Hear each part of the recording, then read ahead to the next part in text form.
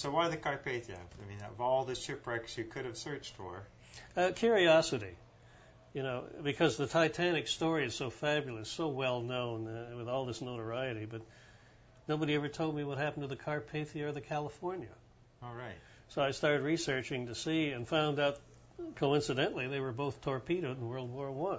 Mm-hmm. The California off Greece in the Mediterranean.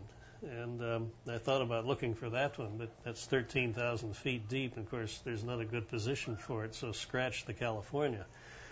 So then that left the Carpathia, which, of course, turns out wasn't too far off the tip of Southern Ireland. So here I thought we stood a chance. So how far is not so far? Oh, I guess about 60 miles. I'm not sure. It's actually 120. 120, yeah, okay. Yeah, so how sorry. far is it? You guys again. Okay, sorry. So when you're talking about off the coast of Ireland, what sort of distance? I guess about 120 miles. Uh-huh. And I guess she's in about 600 feet of water.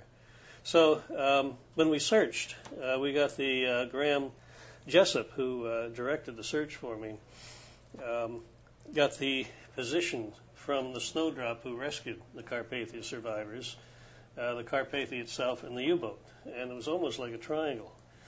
And so in the first expedition, we went out thinking it shouldn't be too tough. Right. And, of course, we hit this shipwreck, and we thought, aha, this has to be it. And then we noticed the propellers were 4-bladed instead of 3. And then we sent down an ROV that pulled up a little soup tureen. And it was in marvelous shape, and when we got it up, it didn't say Cunard Line. It said Hamburg American. Oh, there you go. So we researched it out and found it was a motor transport called the Isis, and went down in a violent storm in about 1936. 35 of the crew died. The only survivor was the cabin boy. So it was an interesting shipwreck, but it wasn't the one we wanted. But this is a reoccurring theme in shipwreck hunting, isn't it? Oh, tell me about it. Yeah, I don't know how many times we found the wrong wreck. It's not a rarity by any stroke. So then we tried again, and this time Graham talked with the fishermen and got some good hangers on their net sites.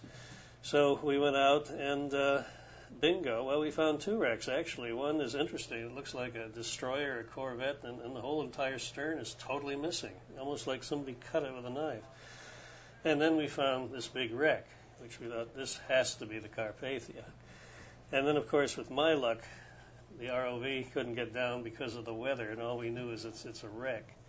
So we had to come back a 3rd time. Clive, people associate treasure and shipwrecks. They put those two together. What's the treasure on Carpathia?